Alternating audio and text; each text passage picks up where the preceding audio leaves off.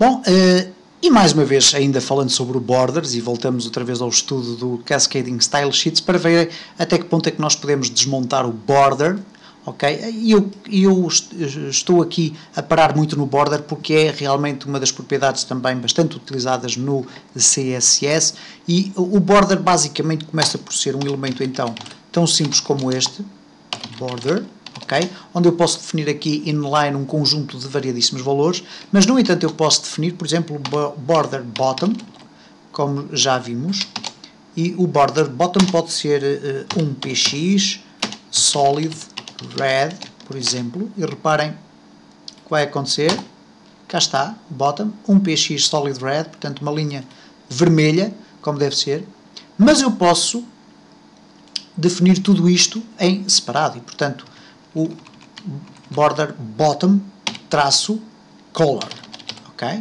E depois posso definir aqui a cor novamente, por exemplo, red, por exemplo. Neste caso teria que definir o border bottom style e depois colocar aqui solid, ok? E também o border bottom width e definir um px, ok? E neste caso iria ter então aqui o mesmo resultado.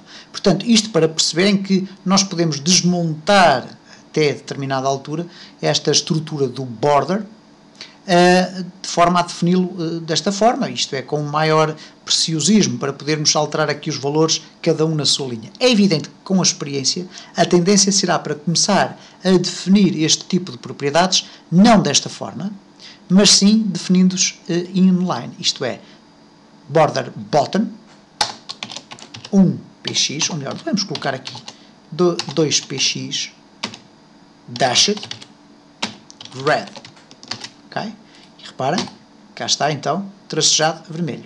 No entanto, se eu quiser alterar a ordem dos valores, vamos ver o que é que acontece. Red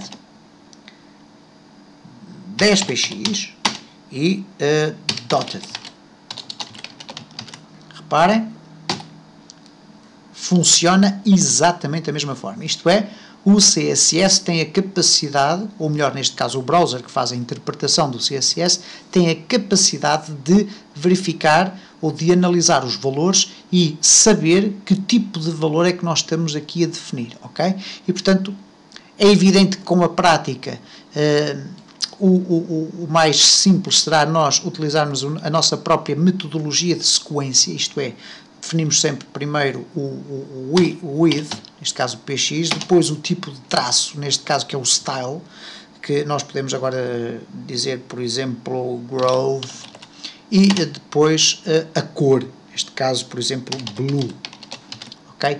E portanto, reparem, cá temos então um traço com um determinado efeito que agora não é muito perceptível, mas que dá para perceber então como é que nós podemos utilizar então o border, neste caso para configurar o nosso div ou outro tipo qualquer de elementos. É evidente que há aqui um aspecto que eu queria referir e que é o seguinte: nós ao colocarmos aqui a tag selector div, o que estamos a fazer, isto serve apenas quase como que uma revisão da matéria dada. Se eu agora colocar ou copiar para aqui este div e colocar aqui um br, por exemplo, para criar aqui um espaço ligeiramente maior, o que vai acontecer é que todos os divs da minha folha vão ser afetados por esta configuração. Então, a forma para eu conseguir diferenciar no Cascading Style Sheets de que forma é que os meus divs são diferenciados, neste caso, é utilizando, por exemplo, a técnica das classes. E neste caso, uma class tag. Eu coloco um ponto e coloco div1, por exemplo. Ok?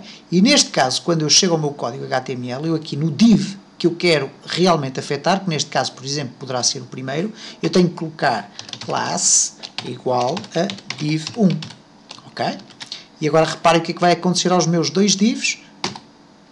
Ok, eu penso que não gravei, ok, não gravei aqui, está gravado.